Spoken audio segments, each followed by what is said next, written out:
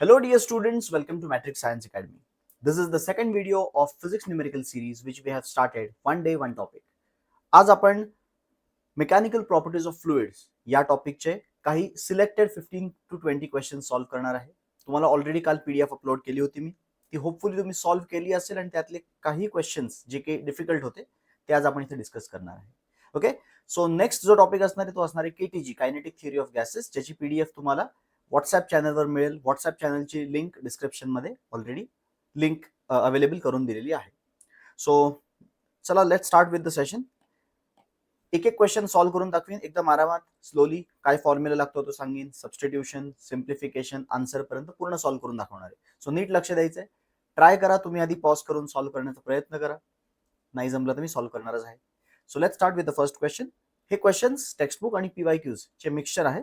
पहिला question, a swimmer is swimming in a swimming pool at 6 meters below the surface of water. Calculate the pressure on the swimmer due to water. आता बघा, हे पाणी आहे आणि swimmer पाण्यामध्ये swim करतो. किती मीटर खाली आहे? 6 meters पाण्या सरफेसच्या खाली आहे. आता या स्विमरवरती पाणी तर प्रेशर लावणारच आहे, बट ॲटमॉस्फिअर पण प्रेशर लावणार आहे. सो या स्विमरवरती दोन दोन प्रेशर लागतात, ॲटमॉस्फिअरचं आणि पाण्याचं. बट या क्वेश्चनमध्ये स्पेसिफिकली फक्त पाण्याचं प्रेशर विचारलंय. सो टोटल प्रेशर नाही काढायचं, इथे फक्त पाण्याचं प्रेशर काढायचं आहे. आणि पाण्याच्या प्रेशरची व्हॅल्यू असते, फॉर्म्युला असतो एच रो जी. एच म्हणजे हाईट किंवा डेप्थ, किती पाण्याच्या सरफेसच्या खाली जातोय आपण. रो म्हणजे डेन्सिटी ऑफ लिक्विड आणि जी म्हणजे ग्रॅव्हिटी. सो एच ची व्हॅल्यू आहे 6, रो ची व्हॅल्यू आहे 1000 मेन्शन केले क्वेश्चन मध्ये, आणि जी ची व्हॅल्यू आहे 9.8.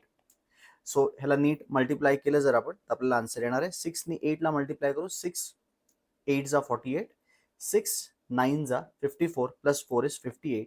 So 58.8 into 10⁻³ that is 5.88 into 10⁻⁴ newton per metre square इतका प्रेशर त्या स्विमरला पाण्यामुळे फील होणार आहे. पाण्यामुळे pressure only because of water. असं विचारलं असतं ना की फाइंड द टोटल प्रेशर, तर मी काय केलं असतं, ॲटमॉस्फिअरिक प्रेशर पण ऍड केलं असतं त्याच्यामध्ये, आणि मग 1.013 इंटू 10⁻⁵ प्लस 5.88 इंटू 10⁻⁴ असं करून आन्सर काढलं असतं. इथे तसं नाही विचारलंय, सो काही प्रॉब्लेम नाही. चला दुसरा क्वेश्चन बघूयात कोणता आहे. Question number 2. क्वेश्चन नंबर 2 बघा, थोडंसं वर घेतो. Find the difference in the pressure between inside and outside of a spherical drop. म्हणजे हा एक्सेस प्रेशरचा क्वेश्चन. एक स्फेरिकल ड्रॉप आहे. सो एक आपल्याला स्फेरिकल ड्रॉप दिलाय. या ड्रॉपच्या इनसाइडचं प्रेशर पी इन आणि आउटसाइडचं प्रेशर पीओ असतं. कधी पण लक्षात ठेवा, ड्रॉपच्या आतमधलं प्रेशर जास्त असतं, बाहेरचं प्रेशर कमी असतं.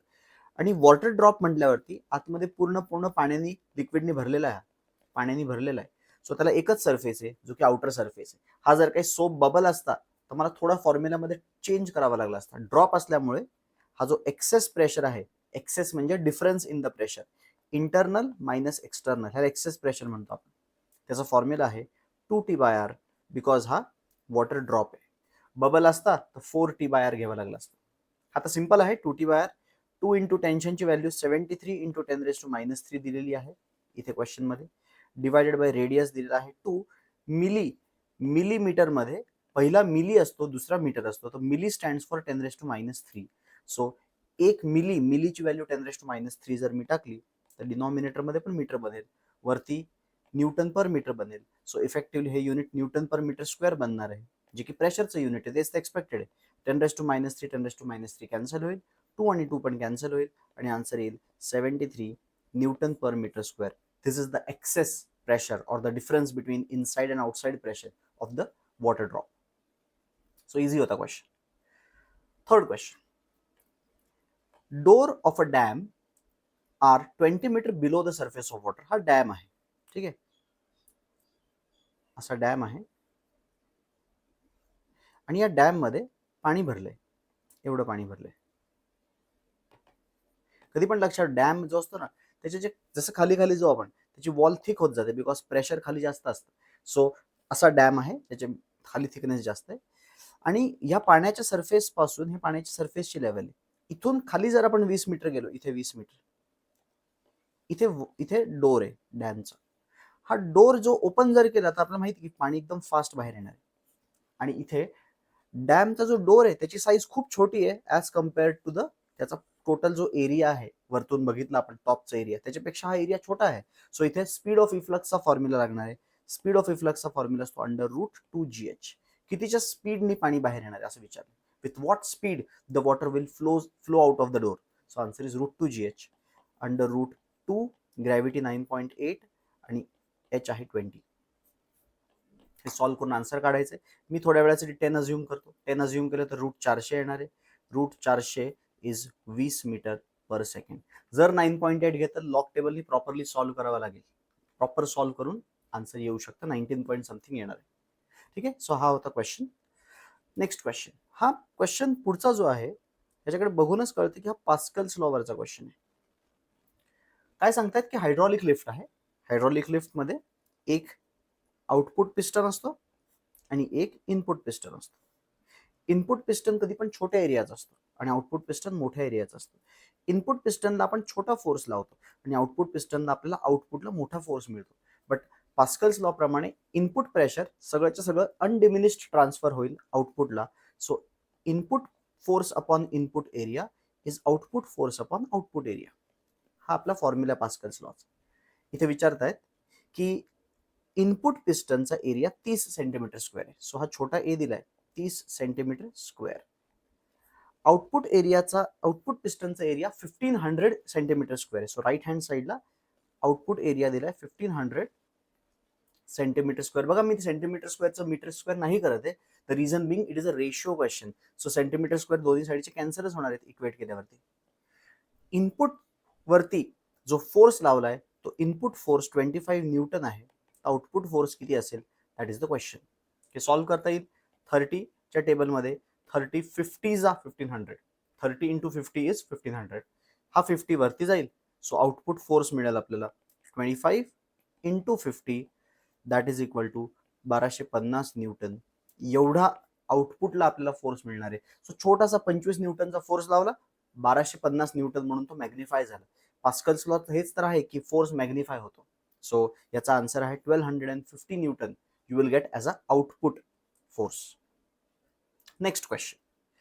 सो नेक्स्ट क्वेश्चन हा कंटिन्युटी इक्वेशन आर्टिकल वरती बेस्ड आहे. 2 प्रश्न आहेत त्याच्यात. क्वेश्चन 1 आणि क्वेश्चन 2 दोन्ही सॉल्व्ह करू आपण. कंटिन्युटी इक्वेशन काय सांगते की जर एखादं फ्लुइड फ्लो होत असेल आणि फ्लुइडमध्ये फ्लो होताना एरिया ऑफ क्रॉस सेक्शन ट्यूबचा कमी होत असेल किंवा जास्त होत असेल तर एरिया मोठा एरिया इंटू तिकडची वेलॉसिटी मोठी वेलॉसिटी. जेव्हा तो एरिया नॅरो डाऊन होईल एरिया स्मॉल होईल तर तिथली वेलॉसिटी पण चेंज होईल. आणि product of area into velocity दोन्हीकडचं सेमच राहील. हे आहे कंटिन्युटी इक्वेशन. A1 V1 मोठ्या ठिकाणी is equal to A2 V2 छोट्या ठिकाणी. सो एरिया कमी झाला तर स्पीड वाढणार आहे. Area reduces speed increases. So this is the formula that we are going to use. So बघूयात पहिला प्रश्न. A piston of cross sectional area 2 pushes the liquid out of the tube where the area of outlet is 40 millimeter square. So बघा पिस्टनचा area मोठा आहे. किती area पिस्टनचा 2 centimetre square. आणि तो piston push करतोय एका नॅरो ओपनिंग मध्ये. नॅरो ओपनिंगचा एरिया किती आहे 40 millimetre square. Centimetre square millimetre square. इथून जो रेट ऑफ पुशिंग आहे पिस्टनचा रेट ऑफ पुशिंग म्हणजे पिस्टनची स्पीड आहे तिकडची वेलॉसिटी दिली आहे 2 metre per second. 2 centimetre per second. 2 centimetre per second अशी स्पीड दिलेली आहे. आणि विचारतायत तुम्हाला की सांगा बरं किती फास्ट इथनं फ्लुइड बाहेर निघणार. फ्लुइडची वेलॉसिटी. सो इथे मी हाच फॉर्म्युला वापरणार. A1 V1 is equal to A2 V2. A1 म्हणजे मोठ्याचा area 2 centimetre square into V1 म्हणजे त्याची velocity 2 centimetre per second is equal to छोटा ए म्हणजे आउटपुटचा एरिया. आउटपुटचा एरिया किती 40 मिलीमीटर स्क्वेअर इंटू त्याची वेलॉसिटी V ती काढायची. आता सगळं SI मध्ये कन्वर्ट करू. बघा 2 into 2 is 4. Centimetre square into centimetre is centimetre cube. But centi असतो 10⁻²? आणि 10⁻² चा क्यूब असतो 10⁻⁶ मीटर क्यूब पर सेकंड असं येईल. राईट हँड साईडला 40 मिलीमीटर आहे. मिलीमीटर. मिली हा प्रिफिक्स आहे. मिली प्रिफिक्सची व्हॅल्यू असते 10⁻³ त्याचा स्क्वेअर कराल तर तोही 10⁻⁶ मीटर स्क्वेअर होणार आहे इंटू वेलॉसिटी. आणि इथं 10⁻⁶ कॅन्सल झालं. 40 डिनॉमिनेटरला गेला तर वेलॉसिटीचा आन्सर येईल 4/40. आणि 4/40चा आन्सर किती येणार आहे If you divide 4 by 40, you will get answer as 0.1. Answer is 0.1 metre per second. सगळं एसआय मध्ये कन्वर्टेड होतं, सो ऑब्व्हियसली आन्सर एसआय मध्येच राहील. सो पहिल्या क्वेश्चनचं आन्सर आपण इथे सॉल्व्ह केलंय. हा पहिला क्वेश्चन सॉल्व्ह केला. आता दुसरा क्वेश्चन 2 काय पहा. क्वेश्चन 2 आहे, the speed of water is 2 through a pipe of horizontal of the internal diameter 10. What should be the internal diameter if the speed is 4. म्हणजे हा क्वेश्चन ऍक्च्युअली सीईटी टाईपचा question की स्पीड डबल केली तर डायमीटरला काय करावं लागेल. We know that. हा तो ओरली सॉल्व्ह करू शकतो आपण. बघा, एरिया इंटू वेलॉसिटी कॉन्स्टंट आहे. आता स्टार्टिंगला ते म्हणतात डायमीटर 10 आहे, जर स्पीड 2 आहे. आता मला स्पीडला 2चं 4 करायचे, स्पीडला वाढवायचे, डबल करायचे, तर मला एरिया हाफ करावा लागेल. एरिया हाफ करावा लागेल म्हणजे डायमीटर 1/√2 टाइम्स करावा लागेल. सो डायमीटर किती करावं लागेल, 10/√2 टाइम्स. सो आन्सर आहे 5√2. हे ओरली सॉल्व्ह केलं मी, बट मी असं सोडणार नाही याला. मी तुम्हाला सॉल्व्ह करून दाखवतो की करायचं कसं हा क्वेश्चन. ठीक आहे, एवढा थोडी जागा बनवूया तिकडे, नीट सॉल्व्ह करून दाखवतो. काय म्हणतात क्वेश्चन मध्ये की डायमीटर आहे 10 आणि स्पीड किती आहे 2. आता थोड्या वेळाने जर आपल्याला ह्याची स्पीड वाढवायची तर एरिया कमी करावा लागेल का. एरिया कमी झाल्यामुळे डायमीटर पण काय होईल, कमी होईल. इथे डायमीटर किती करावा लागेल, डी, तो काढायचा आपल्याला. सच दॅट स्पीड किती होऊन जाईल, स्पीड विल बिकम 4. स्पीड 4 झाली पाहिजे, स्पीड वाढली पाहिजे. सो मी इथे वापरतो A1V1 is equal to A2V2. A1V1 is equal to A2V2च्या लॉजिकने एरिया 1 किती आहे, पाय इंटू 10 स्क्वेअर बाय 4. तुम्हाला माहिती पाहिजे पाय आर स्क्वेअर असतो एरिया ऑफ सर्कलचा, तसा दुसरा फॉर्म्युला असतो पाय डायमीटर स्क्वेअर बाय 4. सो मी तो वाला वापरतोय, पाय डायमीटर स्क्वेअर बाय 4 इंटू किती आहे वेलॉसिटी, तिथे वेलॉसिटी आहे 2. ही वेलॉसिटी 2 आहे. इज इक्वल टू, जेव्हा तो सेकंड पार्टला जाईल, सेकंड पार्ट जो आहे तो सेकंड पार्ट कोणता आहे, जिथे डायमीटर कमी होतोय तिथे स्पीड वाढते. स्पीड किती होती 4, तर तिथला डायमीटर काय असेल असा प्रश्न आहे. सो तो तर माहित नाही आपल्याला किती असेल, पाय D square by 4. Pi by 4 will cancel. 2 जा 4 असतं. So 2d square is equal to 10 square 100 येईल. सो डी स्क्वेअर 50 येईल, आणि डी स्क्वेअर 50 आलं तर डी किती येईल, √50, विच इज 5√2. मग आपण ओरलीच काढलेलं आहे. 5√2 is the diameter. Unit obviously centimeter because original diameter was in centimeters. 5√2 centimeter is the diameter of the outlet. Next, पुढचा क्वेश्चन. आता हे जे क्वेश्चन्स आहेत ते बघूयात कशावरती आहे. What velocity does water flow out of an orifice with the gauge pressure एवढं before the flow starts? Okay. So एक छोटंसं होल आहे. इमॅजिन करा, एक छोटंसं ओपनिंग आहे आणि या ओपनिंगच्या इथे गेज प्रेशर म्हणजे टोटल प्रेशर किती आहे, 4 × 10⁵. आपण एक बीकरच अज्युम करू. इथे एक बीकर आहे आणि या बीकरला इथे एक होल करणार आहे आपण बॉटमला, आणि त्या ठिकाणी गेज प्रेशर किती आहे, 4 × 10⁵. गेज प्रेशर काय असतं, atmospheric pressure plus H ρg plus atmospheric pressure, total pressure असतं. सॉरी, गेज प्रेशर म्हणजे फक्त पाण्याचं प्रेशर. पाण्याचं प्रेशर 4 × 10⁻⁵ आहे, ॲटमॉस्फिअरिक प्रेशर 1 × 10⁵ आहे. सो टोटल प्रेशर जर तुम्हाला मी विचारलं what is total pressure inside the orifice, तर त्याचा आन्सर येईल 5 × 10⁵. आता ज्यावेळेस आपण हे ओपनिंग ओपन करू त्यावेळेस पाणी बाहेर येईल. बाहेर येताना पाण्याला कोणतं प्रेशर असेल, तर बाहेर ॲटमॉस्फिअरचं प्रेशर असेल. सो इथे प्रेशर चेंज होतंय किती, फक्त गेज प्रेशर जे होतं 4 × 10⁵ तेच कन्वर्ट होतंय, आणि त्या प्रेशरचा कायनेटिक एनर्जीमध्ये कन्व्हर्जन होणार आहे, प्रेशर एनर्जीचा कायनेटिक एनर्जीमध्ये. सो इथे आपल्याला फॉर्म्युला कसं वापरता येईल, तर pressure energy equals to kinetic energy per unit mass किंवा पर युनिट व्हॉल्यूम, कसं पण घ्या, बिकॉज इथे बर्नॉलीज थिअरम वापरतोय आपण. म्हणजे आपण काय करतोय की या ठिकाणी इथून जेव्हा खाली येईल हे लिक्विड त्यावेळेस त्या हायेस्ट पॉइंटला ऑलमोस्ट वेलॉसिटी 0 असणार आहे, आणि इकडून बाहेर येणार आहे तर इथे वेलॉसिटी जास्त असणार आहे. So what we are doing is we are converting one energy, that is pressure energy. Inside the orifice किती होतं pressure, inside the orifice pressure होतं 1 + 4 दॅट इज 5 × 10⁵. जसं ते बाहेर येते लिक्विड ते प्रेशर डायरेक्टली 5चं 1 होऊन जाते. आतमधलं प्रेशर 5 होतं, बाहेरचं प्रेशर 1 झालं. सो हा जो प्रेशर ड्रॉप झालाय, चेंज इन प्रेशर झालाय, चेंज इन प्रेशर, तो चेंज इन कायनेटिक एनर्जी मध्ये रिझल्ट करणार. सो आपल्याला सिम्पली इक्वेट करायचे फॉर्म्युले. So pressure energy per unit mass किंवा पर युनिट व्हॉल्यूम केलं तर पी येणार आहे, आणि kinetic energy per unit volume केलं तर हाफ रो व्ही स्क्वेअर येणार आहे.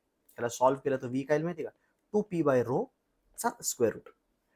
2 प्रेशर किती आहे, 4 × 10⁵ बाय डेन्सिटी किती दिली आहे क्वेश्चन मध्ये, 1000. सो 3 0 गेले, 2 0 राहतात, आणि आन्सर येतं √800. √800 म्हणजे 20√2 meters per second. This will be the velocity of fluid coming out of that orifice. So remember, whenever pressure is given, बघा मी तुम्हाला इथे एक वेगळा कॉन्सेप्ट सांगतो.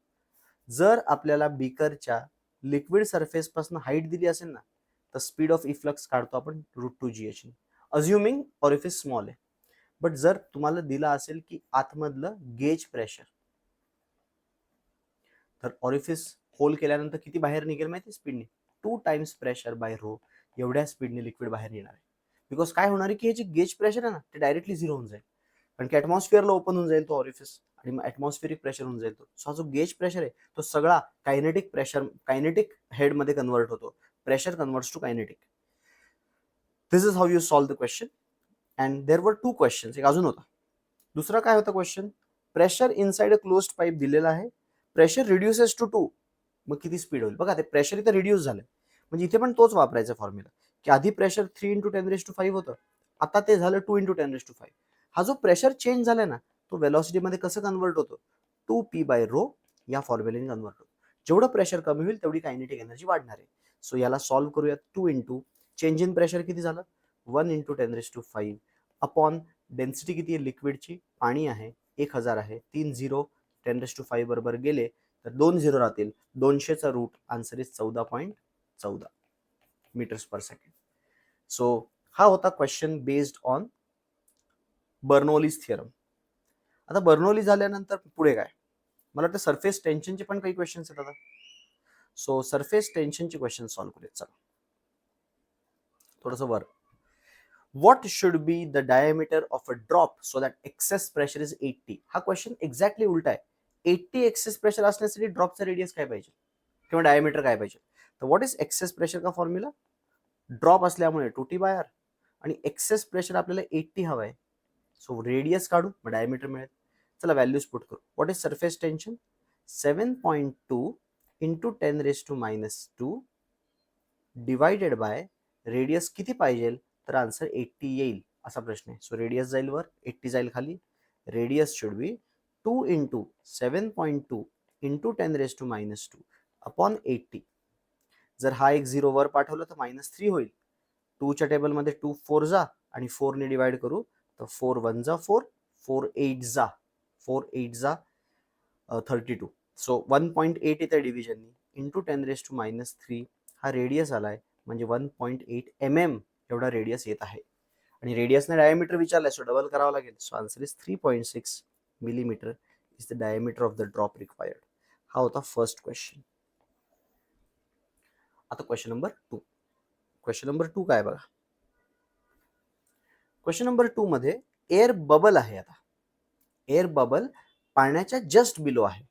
एअर बबल पाण्याच्या जस्ट बिलो आहे. तुम्हाला विचारलं what is gauge pressure, what is the gauge pressure, पाण्याच्या जस्ट आतमध्ये आहे. तर गेज प्रेशर काय असतं, ॲटमॉस्फिअर नाही ऍड करायचं. गेज प्रेशर म्हणजे फक्त प्रेशर ओव्हर देअर, ॲटमॉस्फिअरच्या वरती. सो इथलं प्रेशर काय असेल, आतलं ड्रॉपच्या आतलं, तर it will be excess pressure. कारण की बाहेर तर सगळीकडे ॲटमॉस्फिअरिक प्रेशर आहे, कारण की पाण्याच्या जस्ट खाली ॲटमॉस्फिअरिक प्रेशरच असतं, वरती पण ॲटमॉस्फिअर असतं आणि जस्ट खाली पण ॲटमॉस्फिअर असतं. खूप आत गेलो की एचरोजी वाढेल, बट ऑन द सरफेस आहे बबल. सो बाहेर ॲटमॉस्फिअर आहे, आतमध्ये किती आहे, ते आतमधलं प्रेशर म्हणजेच एक्सेस प्रेशर विचारलं. बबल असल्यामुळे 4t/r. इथे 4 × t ची व्हॅल्यू 7.2 10⁻², आणि रेडियस दिलाय 0.2 mm म्हणजे 2 × 10⁻⁴. -4 -2 चा +2 होईल, 2 2 जा 4 होईल, 2 × 7.2 is 14.4, 14.4 × 10⁻² is 1440 newton per metre square. एवढं येत आहे प्रेशर इनसाइड द ड्रॉप. तेच तर एक्सेस प्रेशर आहे जे की विचारलेलं क्वेश्चन मध्ये. ओके, सो हा होता क्वेश्चन. आता बघा लास्ट क्वेश्चन. हा लास्ट जो क्वेश्चन आहे, लास्ट क्वेश्चन म्हणजे या स्लाइडचा लास्ट क्वेश्चन, की एनर्जी आणि सरफेस टेन्शन याच्यात एक रिलेशन होता, आपल्याला आठवत असेल, tension is equal to work done is equal to TDA, tension into area. त्याच्यावरती बेस्ड क्वेश्चन. काय म्हणतोय क्वेश्चन, की total energy of drop is 2π times surface tension. Total energy of drop is 2π times surface tension. पण आपल्याला माहिती आहे total energy of drop काय असते. टोटल एनर्जी ऑफ ड्रॉप असते 4πr² times surface tension, because area into tension असतं total energy असते. पण ते म्हणतात नाही 2π टाइम्स सरफेस टेन्शन आहे. मग करा दोघांना इक्वेट. टेन्शन गेला, पाय गेला, सो 4r² काय येईल, 4r² येईल 2, r² येईल 2/4 दॅट इज हाफ, आणि r काय येईल, r येईल 1/√2. 1/√2 is the radius of the drop. रेडियसच विचारलेलं बहुतेक. काय विचारलेलं मागच्या क्वेश्चन मध्ये, find the diameter of the drop. So diameter काढायचं तर रेडियस मिळाल्यावर. So diameter of the drop is twice radius. So answer येईल 2 × 1/√2. Answer comes out to be √2. Everything was in SI, so answer will be in meters. Now after surface tension, now we go into the concept of viscous force. Determine the viscous force. Question वाचून लगेच कळते की कशावरती question आहे. Determine the viscous force. आणि viscous force Stokes लॉने दिला जातो. त्याचा formula असतो 6π η/r × v. 6π तर ॲज इट इज आहे. इटा काय 0.833. रेडियस किती आहे, रेडियस हा जो बॉल पडत आहे त्याचा रेडियस किती, 0.3 मिलीमीटर असा दिलाय. 0.3 मिलीमीटर. वाचा क्वेश्चन मध्ये दिलंय 0.3 मिलीमीटर रेडियस. सो जर 0.3 ला कन्वर्ट केलं SI मध्ये तर काय येईल, 3 × 10⁻⁴ येईल. मिलीचा 3 आणि पॉईंट शिफ्ट केल्याचा 1 इंटू 6π इटा टाकला, r टाकला तर v टाकायचं. What is velocity, 2 metre per second. 2 टाकला. सो ह्याच्यात येते बघा काय काय, 6π 3 2 जा 6 इंटू 0.833 जो आहे ना, 0.833. जरा नीट ऑब्झर्व कराल तर 0.833 हा येतो 2.5/3 किंवा 5/6. 5 ला 6 ने डिवाइड करून बघा. व्हॉट डू वी गेट, 5 ला 6 ने डिवाइड कराल तर 5 ला 6 ने डिवाइड करूया काय, 0 पॉइंट डिवाइड होणार नाही ना, 50 होईल. 8 जा 48. ठीक आहे, 2 झाला, मग 20 झाला. 3 जा 18, परत 2 राहिला, परत 3 जा 18. सो 0.8333 रिकरिंग आहे. म्हणजे 0.833 ला मी काय लिहू शकतो, 0.833 ला 6π तर ॲज इट इज दिलं मी. 0.833 ला मी काय लिहू शकतो, 5/6 इंटू 3 2 जा 6 इंटू 10⁻⁴. 6 आणि 6 इथे जाईल. दिस इज 30π इंटू 10⁻⁴. एक 0 30चा ह्याला दिला तो 10⁻³ होईल. 3π काय असतो, 9.42 इंटू 10⁻³ न्यूटन. सिन्स हा फोर्स आहे त्याचं युनिट राहील newton. Okay, so this was Stokes law based question. What is this, this is a spherical drop falls at a constant speed. म्हणजे हा टर्मिनल वेलॉसिटीचा क्वेश्चन, की एक ड्रॉप टर्मिनल वेलॉसिटीने पडत आहे. A spherical drop falls at a constant speed in the air. Calculate the radius of the drop if everything else is given. So इथे clearly terminal वेलॉसिटीचा question. आणि terminal वेलॉसिटीच्या question मध्ये terminal वेलॉसिटीचा formula असतो 2/9 r² density of solid minus density of liquid into g divided by इटा. इथे सगळं माहिती आहे आपल्याला, सगळं एव्हरीथिंग. फक्त जे माहित नाहीये ते काय माहिती का, रेडियस. हा रेडियस काढायचा आपल्याला. सो सगळा डेटा राईट साईडला शिफ्ट करू, लेफ्ट साईडला शिफ्ट करू. सो रेडियस स्क्वेअर काय मिळेल, टर्मिनल वेलॉसिटी इंटू इटा into 9 divided by 2g density of solid minus density of liquid. हे सगळं CGS मध्ये पुट करू. Everything is given in CGS. So answer पण रेडियसचं सेंटीमीटर्स मध्ये मिळेल. बघूया टर्मिनल वेलॉसिटी किती आहे, 4. इटा किती आहे, इटा इटा इटा इटा कुठे गेला, इटा इज 1.8 10⁻⁴ पॉइस. त्याला तसंच ठेवणार आहे. इंटू ग्रॅव्हिटी जी 9.8 नाही घ्यायची, CGS मध्ये 980 असते, आपण 1000 घेऊयात कॅल्क्युलेशन इझी करण्यासाठी. ठीक आहे, वरती जी नव्हता, अरे बापरे, वरती 9 होता. सो मी चुकून ह्याला जी पकडतोय. हा 9 आहे, हा नंबर 9 आहे, 9 येतो. सो 9 तसंच राहील. खाली जी आहे तर जीला काय टाकू, 1000. आणि डिफरन्स इन डेन्सिटीज बघा, डेन्सिटीज मध्ये डिफरन्स काय, एक 0.9 आहे आणि एक 0.0013 आहे आणि 0.9 मधनं 0.0013 खरंच सबट्रॅक्ट करण्याची गरज आहे का? 0.9च्या समोर तो काहीच नाहीये, सो सबट्रॅक्शन करायला तो ऑलमोस्ट 0.9च येणार आहे. So I will take it as approximately 0.9. हे सॉल्व्ह करायचं. हे सॉल्व्ह केलं की आर स्क्वेअर मिळणार.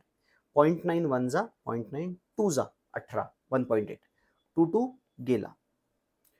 4 9 जा 36 इंटू 10⁻³ आणि 10⁻⁻4 इज 10⁻⁻7. तुम्ही म्हणाल सर सिंपल आहे, रूट घ्या 6 नाही येणार.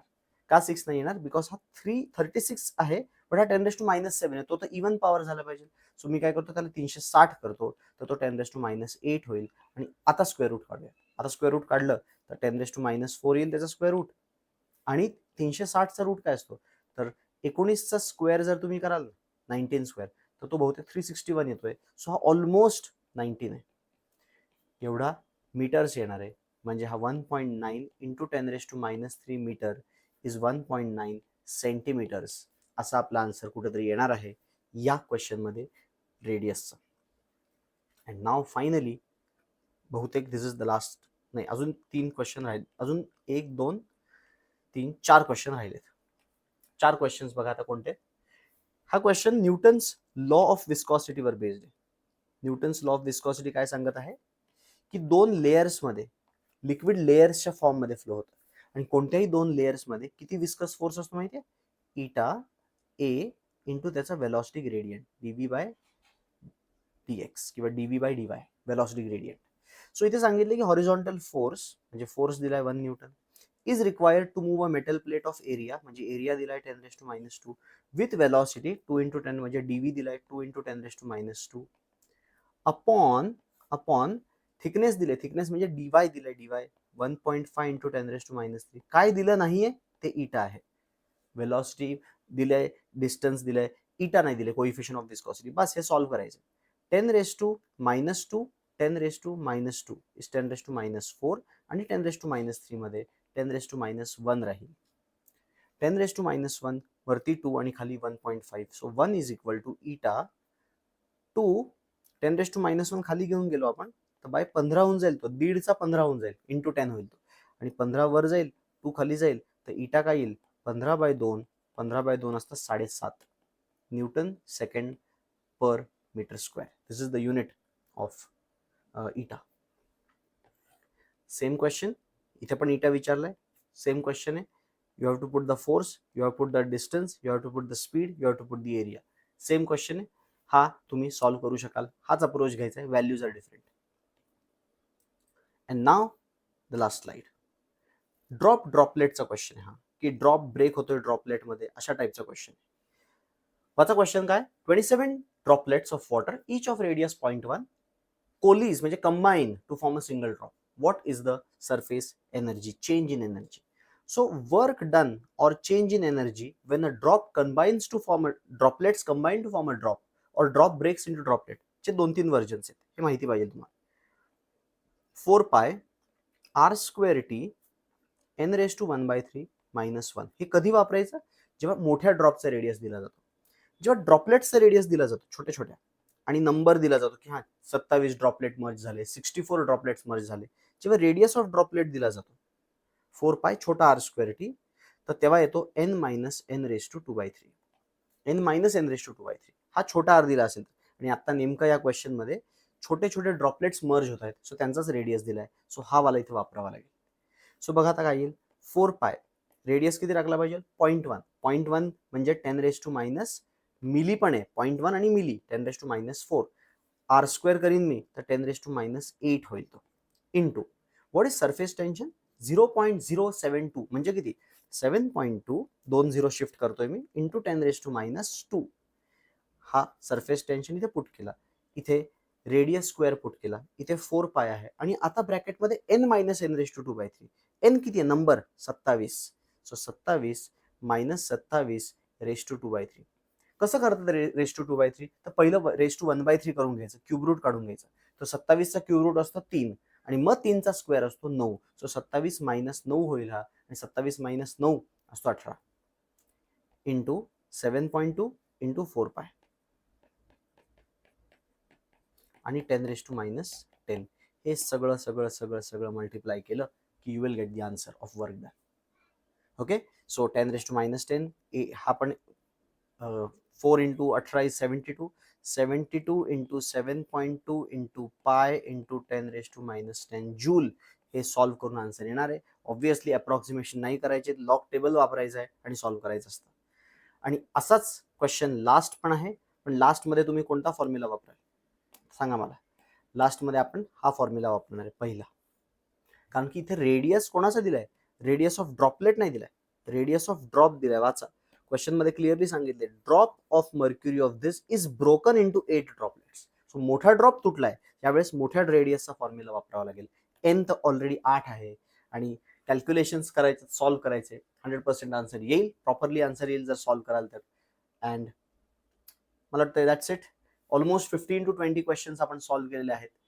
सिलेक्टेड क्वेश्चन्स घेतलेले, सगळे टाइप्स एक एक कव्हर होईल असेच क्वेश्चन घेतलेले, so that maximum variety of question solve करता येतील. Bernoulli, Stokes law, speed of efflux, त्यानंतर प्रेशर, त्यानंतर Pascal's law, excess pressure, surface tension, सगळे क्वेश्चन्स इथे आपण बऱ्यापैकी कव्हर केलेले आहेत. जर तुम्हाला न्यूमेरिकल सिरीज प्रॉपरली जर तुम्ही फॉलो केली तर हे गॅरंटी आहे की एक्झाम मध्ये या न्यूमेरिकल सिरीज मधलेच क्वेश्चन्स किंवा व्हॅल्यूज चेंज करून त्याच टाईपचे क्वेश्चन येणार आहेत.